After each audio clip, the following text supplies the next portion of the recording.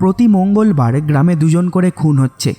গ্রামের একটা বাড়ির দেওয়ালে তাদের নাম লিখে দেয়া হচ্ছে যারা সেদিন মরতে চলেছে। একজন অফিসার এবং একটা পুরো গ্রাম কি খুঁজে পাবে সেই খুনিকে? একটা মাস্টারপিস মুভির এক্সপ্লেন করছি, যেটা দেখার বেশ কিছুক্ষণ পরেও সেটার রেশ আমাদের ব্রেনে থেকে যাবে। বলছি 2023-এই মুক্তি পাওয়া মুভি মঙ্গলা ভারামের কথা। এই কাহিনীর শুরু হয় 1986 সালে, যেখানে আমাদেরকে রবি এবং শাইলু নামের দুই ছোট্ট বন্ধুকে দেখানো হয়, যারা একই সাথে পড়াশোনা করছিল। ওরা দুজন খুব ভালো বন্ধু ছিল। একদিন ওরা দুজন একটা বাগান থেকে কিছু ফল চুরি করে পালাচ্ছিল।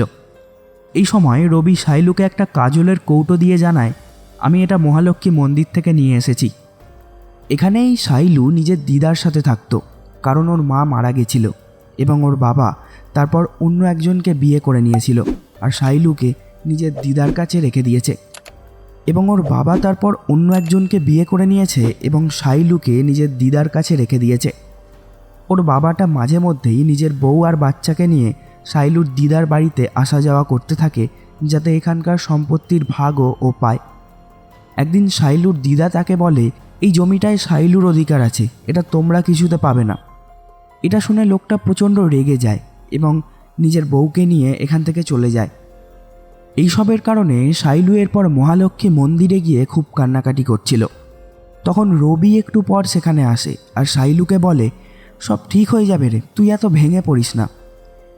এই সময় রবির বাবা এখান থেকে পাস করছিল, আর সে রবিকে মারধর করে এখান থেকে বাড়ি পাঠিয়ে দেয় এবং তারপর সে খুব খারাপ ভঙ্গিমায় শাইলুর শরীরে টাচ করতে থাকে এবং ওকে বলে, কিরে তোকে ডাকি, তুই আসিস না কেন রে? এখানে বোঝা যায় যে এই লোকটা শাইলুর সাথে খুব খারাপ কিছু করত। এই রাতেই খবর পাওয়া যায় রবিদের বাড়িতে আগুন লেগে গেছে। শাইলু যখন এটা দেখতে যায় তো জানা যায় রবি আর ওর বাবা দুজনেই আগুনে পুড়ে মারা গেছে। শাইলু এই দিন খুব কাঁদে।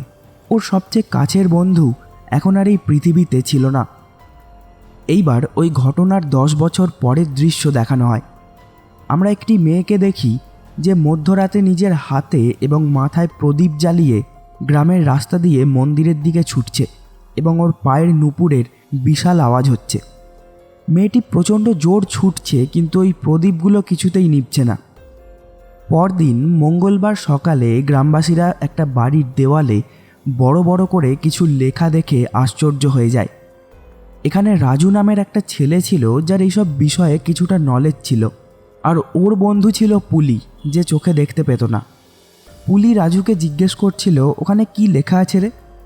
রাজু বলে, ওখানে এরকম দুজনের নাম লেখা আছে যারা বিয়ের পরেও অন্যজনের সাথে রিলেশনে রয়েছে। যে লোকটার বউয়ের নাম লেখা ছিল সেই লোকটা এখানে এসে দেখলে মারাত্মক রেগে যায়। ও আজ নিজের বউকে মেরেই ফেলবে। কিন্তু একটু পরই দেখা যায় ক্ষেতের একটা কুয়োর ধারে ওই লোকটার বউ এবং ওর প্রেমিকটা মরে পড়ে রয়েছে। দেখে মনে হচ্ছিল ওরা আত্মহত্যা করেছে। তবে এই দৃশ্য দেখে গ্রামবাসীরা হয়রান হয়ে পড়ে যে এরকমটা কি করে হতে পারে। কিছুক্ষণ পরই সাব ইন্সপেক্টর মায়া এই কেসটার সমাধান করার জন্য গ্রামে আসে। মায়া যখন সব কিছু যাচাই করতে শুরু করে তখন গ্রামবাসীরা ওকে বলে, জমিদার প্রাকসাম আমাদের মালিক, তিনি যদি অনুমতি না দেন তাহলে আপনারা এই লাশ দুটোকে এখান থেকে নিয়ে যেতে পারবেন না। একটু পর জমিদার এখানে আসে। জমিদার পুলিশকে এই লাশগুলো এখান থেকে নিয়ে যেতে বারণ করে। মায়া তাকে বোঝায় যে দেখুন, আমাদের মনে হচ্ছে এটা মার্ডার, তাই আমাদের এই বডিগুলোর পোস্টমর্টেম করাটা অত্যন্ত জরুরি। তবে জমিদার ওর কথা শোনে না। জমিদার বলে, এটা আত্মহত্যা ছাড়া কিছুই না, আপনারা চলে যান এখান থেকে। এরপর আমরা বিশ্বনাথ নামের একজন আরএমপি ডক্টরকে দেখি, যে খুব ভালো একজন, সবসময় গরিবদের সাহায্য করে থাকে। যদি কারো কাছে টাকা নাও থাকে তাহলেও সে তাদের ট্রিটমেন্ট করে দেয়। 4 দিন পর গ্রামের একজনের বাড়িতে একটি মেয়ের বিয়ের অনুষ্ঠান ছিল, যেখানে গ্রামের লোকেদের নিমন্ত্রণ ছিল। ওখানে রাজা নামের একটা লোক ছিল যে বলে, আমার মনে হচ্ছে শিবাই ওই দুজনকে খুন করেছে। এই শিবা হচ্ছে এই গ্রামেই থাকা একজন ফটোগ্রাফার, যে এই বিয়েতে ছবি তুলছিল। কিন্তু এখানে এইসব কথা শোনার পর শিবা রাজার সাথে মারপিট করতে লাগে। এই ঝামেলাটা মুহূর্তের মধ্যেই একটা বিশাল মারামারিতে পরিণত হয়। গ্রামবাসীরা একে অপরের সাথে মারামারি করতে শুরু করে।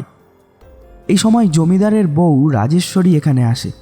তবে রাজেশ্বরীর সামনে সবাই এরকম আচরণ করে যেন এখানে কিছু হয়নি, সব নর্মাল আছে। রাজেশ্বরী আসলে পুজো পাঠ করতে বেশি পছন্দ করত, যে কারণে গ্রামবাসীরা তাকে খুব সম্মান করে। এদিকে মহালক্ষ্মী মন্দিরের যিনি পুরোহিত ছিলেন, উনি একদিন নিজের বউকে বলছে, মন্দির চত্বরে মেলা হওয়ার সময় চলে এসছে গো, তবে হাতে তো তেমন টাকা পয়সা নেই।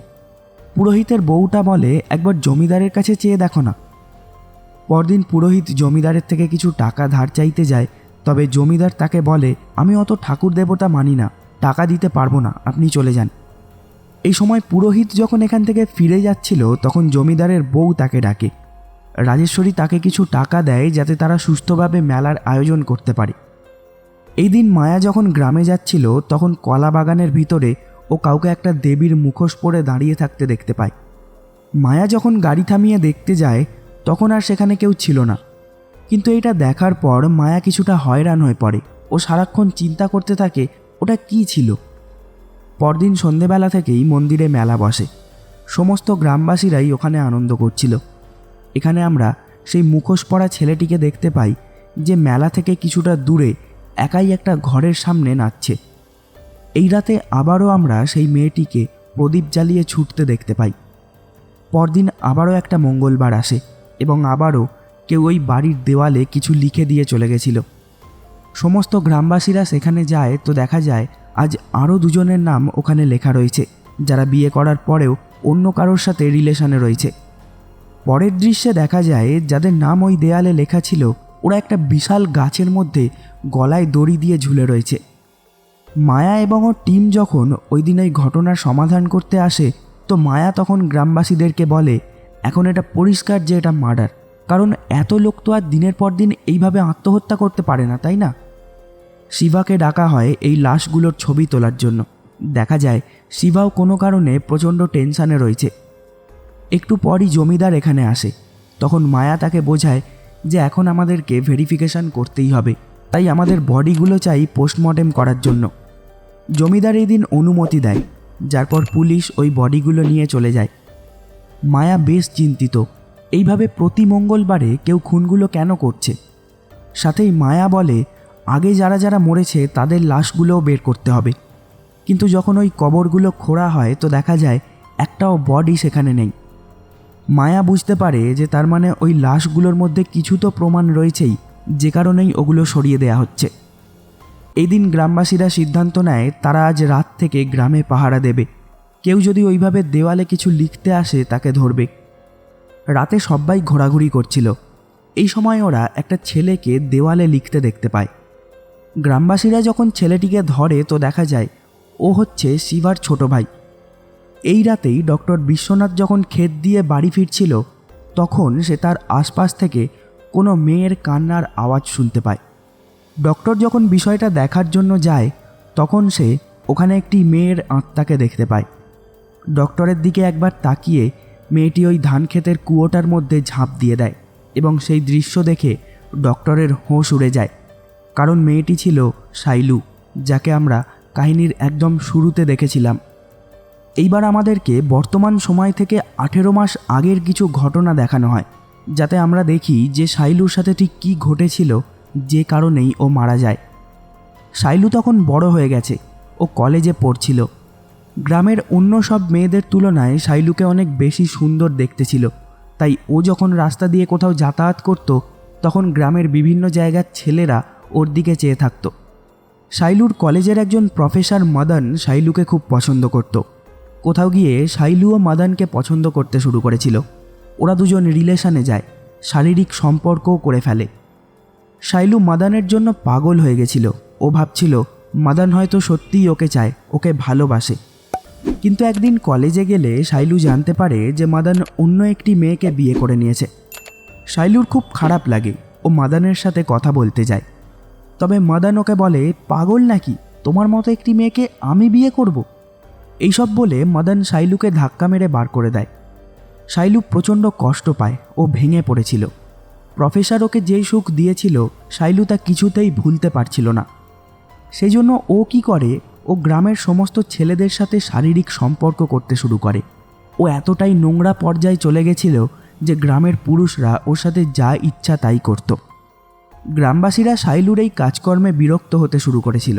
সেই জন্য একদিন সবাই মিলে জমিদারের কাছে গিয়ে শাইলুর ব্যাপারে নালিশ করে দেয়। জমিদার সিদ্ধান্ত নেয় শাইলুকে গ্রাম থেকে বের করে দেয়া হবে। পরদিনই জমিদার এবং কিছু লোক মিলে শাইলুর বাড়ি গিয়ে শাইলুকে ঘর থেকে বের করে খুব মারধর করে। শাইলুকে গ্রাম থেকে বার করে দেয় জমিদার। গ্রামের মহিলারা শাইলুকে ইট পাথর ছুঁড়ে মারে। শাইলুর এগুলো খুব খারাপ লাগে। ও ক্ষেতের মধ্যে থাকা সেই কুয়োটার মধ্যে ঝাঁপ দিয়ে আত্মহত্যা করে নেয়। কাহিনী বর্তমান সময় চলে আসে। আমরা মায়াকে দেখি, যে আজ শিবার ভাইটাকে থানায় ডেকে ওর থেকে জিজ্ঞাসাবাদ করছে। শিবার ভাই জানায় ও রাজার বোনের সাথে রিলেশনে আছে। সেই জন্য ও ভেবেছিল যে ও যদি দেয়ালে নিজেদের নামটা লিখে দেয় তাহলে রাজা ওদের বিয়েটা দিয়ে দেবে। সেই জন্যই ও লিখতে গেছিল, কিন্তু ও ধরা পড়ে যায়। তবে ও কাউকে খুন করেনি। মায়া যখন শিবার ভাইয়ের হাতের লেখার সাথে ওই দেওয়ালের লেখাগুলো মেলায় তো দেখে লেখা দুটোর ধরন সম্পূর্ণ আলাদা। সেই জন্য মায়া ওকে থানা থেকে ছেড়ে দেয়। এইবার পরের সোমবার রাতেও গ্রামবাসীরা এক হয়ে পাহারা দিচ্ছিল। একটু পরই আমরা সেই মেয়েটিকে দেখতে পাই যে প্রদীপ জ্বালিয়ে খুব জোর দৌড়চ্ছিল। একজন গ্রামবাসী যখন মেয়েটির সামনে চলে আসে তখন সে মা কালীর রূপ দেখে মারাত্মক ভয় পেয়ে ওঠে। লোকটা ওখান থেকে ছুটে পালায়। লোকটা গ্রামে যারা পাহারা দিচ্ছিল ওদেরকে বলে, আমি দেবী মাকে দেখেছি, তোমরা ওদিকে যেও না। তবে কেউ ওকে বিশ্বাস করে না। সবাই ভাবে নেশার ঘোরে ও ভুলভাল কিছু দেখেছে। কারণ মহালক্ষ্মী মন্দিরের পুরোহিতের যে বউটা ছিল ও মাঝে মধ্যেই এরকম সেজে পুজো করত। ওটা নাকি ওদের নিয়ম ছিল।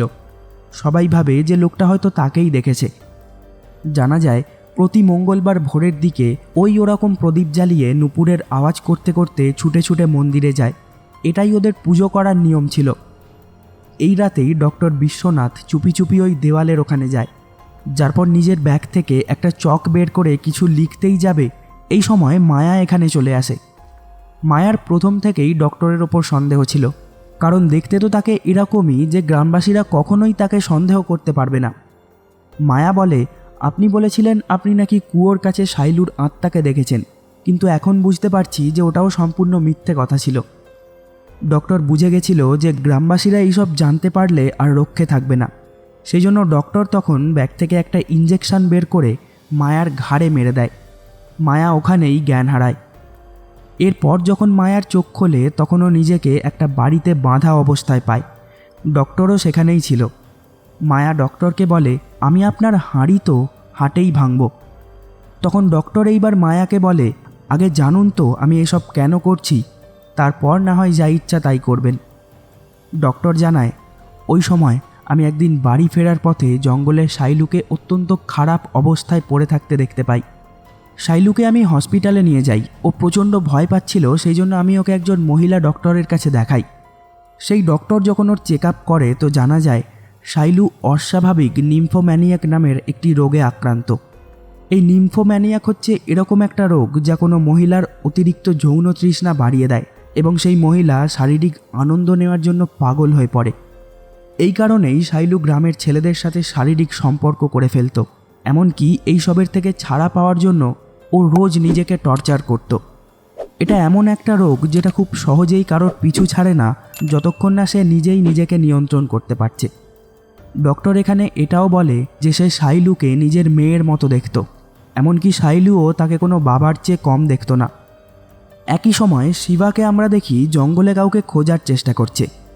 এই সময় সেই মুখোশ পরে থাকা ছেলেটি ওর সামনে চলে আসে আর শিবার সাথে মারপিট করতে লাগে। শিবা যে কোনো পর্যায়ে এবার ওর মুখটা দেখতে চায়। শিবা ওর পেটে ধারালো একটা জিনিস দিয়ে বারবার মারতে থাকে। মুখোশ পরা ছেলেটির শরীর একদম রক্তাক্ত হয়ে ওঠে। কিন্তু এরপর মুখোশ পরে থাকা ছেলেটি একটা ত্রিশূল উঠিয়ে নিয়ে শিবার বুকের মধ্যে গেঁথে দেয়। শিবা ওখানেই মারা যায়।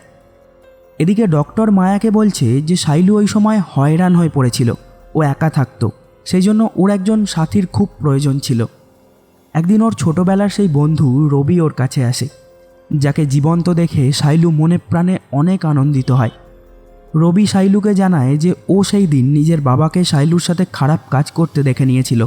সেই জন্যই রবি ওই দিন নিজের বাবাকে মেরে ফেলে এবং তাকে বাড়িতে রেখেই আগুন ধরিয়ে দেয়, যাতে লোক ভাবে রবিও সেই দিন আগুনে পুড়ে মরে গেছে। কিন্তু তখন থেকেই রবি ছায়ার মতন শাইলুর পিছন পিছন থাকত এবং বাকি সময়টা ও মন্দিরের পিছনের একটা ঘরে থাকত। প্রতিদিনই কেউ না কেউ মন্দিরে প্রসাদ দিত এবং রবি সেই প্রসাদ খেয়েই চালিয়ে দিত। রবি ওই মন্দিরের মহালক্ষ্মী দেবীর মুখোশের মতো একটা মুখোশ তৈরি করেছিল, আর ওটা পরেই ও মানুষের সামনে যেত যাতে কেউ ওকে বুঝতে না পারে। শাইলু ওকে ফিরে পেয়ে খুব বেশি খুশি হয়েছিল, এমনকি ওরা দুজন বিয়ে করবেও ঠিক করে নিয়েছিল। কিন্তু রবি একদিন জানতে পারে যে শাইলু আত্মহত্যা করেছে। রবি কিছুতেই এটা মানতে পারছিল না। সেই জন্য ও যখন শাইলুর লাশটা দেখে তখনই ও বুঝে যায় যে শাইলুকে কেউ খুন করেছে, যেই খুনটা 6 জন মানুষ মিলে করেছিল। ওই 6 জনের মধ্যে 4 জনকে তো রবি প্রথমেই মেরে দিয়েছিল, আর এখন যে 2 জন বেঁচে আছে তাদের মধ্যে রবি হয়তো এতক্ষণে একজনকে মেরেই ফেলেছে। মায়া ডক্টরকে জিজ্ঞেস করে বাকি 2 জন কারা। তখন ডক্টর জানায় শিবা আর জমিদারের বউ রাজেশ্বরী, যারা অবৈধ সম্পর্কে রয়েছে, যেটা জমিদারও এখনও জানে না। দেখা যায় ক্ষেতের মধ্যে যে মুখোশ পরা ছেলেটি শিবাকে ত্রিশূল দিয়ে মারল সে অন্য কেউ নয়, বরং রবিই ছিল। মায়া বলে, কিন্তু রাজেশ্বরী তো খুব সৎ একটা মেয়ে। তখন ডক্টর বলে, না, শুধুমাত্র পয়সার জন্যই রাজেশ্বরী জমিদারকে বিয়ে করেছে, আর ঠাকুরের প্রতি ভক্তিগুলো শুধুই গ্রামবাসীদের সামনে ও দেখায়। ডক্টর এইবার এখানে মায়াকে শাইলুকে খুন করার আসল কারণটা জানায়, যেটা হলো শাইলু একদিন শিবা আর রাজেশ্বরীকে বাজে অবস্থায় দেখে নিয়েছিল নিজের চোখে। এই ব্যাপারটা যাতে কেউ জানতে না পারে সেই জন্যই ওই 6 জন মিলে শাইলুকে প্রাণে মেরে ফেলে এবং সমাজের সামনে একটা মিথ্যে ঘটনা সাজিয়ে দেয়। বাইরে আমরা জমিদারকে দেখতে পাই, যে ডক্টর আর মায়ার সমস্ত কথাগুলো শুনে নেয়। জমিদার প্রচণ্ড চটে যায়। ও নিজের নিয়ন্ত্রণ হারিয়ে বাড়ি গিয়ে রাজেশ্বরীকে খুব মারে, যার পর ওকে পুড়িয়ে মেরে ফেলে। রবিরও এখন শাইলুর জন্য প্রতিশোধ নেওয়া সম্পূর্ণ হয়ে গেছিল। ও এরপর সেই কুয়োটায় ঝাঁপ দিয়ে দেয়। পরদিন সকালে যখন গ্রামে রাজেশ্বরী মারা যাবার খবরটা ছড়িয়ে পড়ে, তখন প্রচুর গ্রামবাসী জমিদার বাড়ির সামনে এসে জড়ো হয়। পুলিশও চলে এসেছিল। মায়া জমিদারকে জিজ্ঞেস করে কিভাবে হলো এইসব। জমিদার বলে, ও তো দেবী মায়ের ভক্ত ছিল, ও নিজেকে শেষ করে ফেলেছে যাতে ও তার কাছেই থাকতে পারে। মায়া বুঝে গেছিল যে জমিদারই নিজের বউকে মেরে দিয়েছে। তবে মায়ার এখন কোথাও গিয়ে শাইলুর জন্য খুব খারাপ লাগছিল। সেই জন্য মায়া জমিদার, ডক্টর এবং কাউকেই কিছু বলে না এবং সে এই গ্রাম থেকে অন্য কোথাও ট্রান্সফার নিয়ে চলে যায়। এই রাতেই জমিদার ডক্টরকে বলে, আপনি যখন ইন্সপেক্টরকে বলছিলেন আমি তখন বাইরে থেকে সব শুনে নিয়েছিলাম। আমি নিজেকে সামলাতে পারিনি, আমি বাড়ি গিয়ে রাজেশ্বরীকে মেরে ফেলেছি। সাথেই জমিদার এখানে ডক্টরকে এটা জিজ্ঞেস করে যে একটা কথা বলুন, শাইলু তো মারা গেছিল, তাহলে আপনি কি করে জানলেন যে ওই 6 জনই ওকে মেরেছিল? ডক্টর জানায়, পুলি আমাকে সব কিছু বলেছে। বন্ধুরা, পুলির কথা মনে আছে তোমাদের, যে চোখে দেখতে পায় না? আসলে পুলি যে চোখে দেখতে পায় না তা একদমই নয়, বরং ও গ্রামবাসীদের সামনে অন্ধ সেজে ঘুরে বেড়ায় যাতে লোক ওকে টাকা পয়সা দিয়ে সাহায্য করে।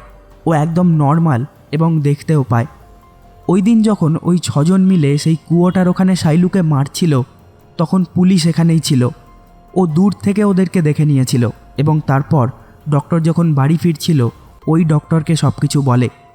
তারপরই ডক্টর আর রবি এরকম একটা প্ল্যান সাজায় এবং ওদেরকে মেরে শাইলুর খুনের প্রতিশোধ নেয়। তো বন্ধুরা, এই ছিল মঙ্গলাভারাম মুভির গল্প আর এক্সপ্লেনেশন তোমাদের কেমন লাগলো কমেন্ট করে জানিও। আজই হটস্টারে রিলিজ করেছে মুভিটা, চাইলে একবার দেখতে পারো। ভিডিওটা ভালো লেগে থাকলে একটি করে লাইক এবং শেয়ার করে দিও। চ্যানেলে নতুন হলে এবং এরকমই দারুণ দারুণ মুভির গল্প বাংলায় দেখতে হলে আজই চ্যানেলটাকে সাবস্ক্রাইব করে দিও।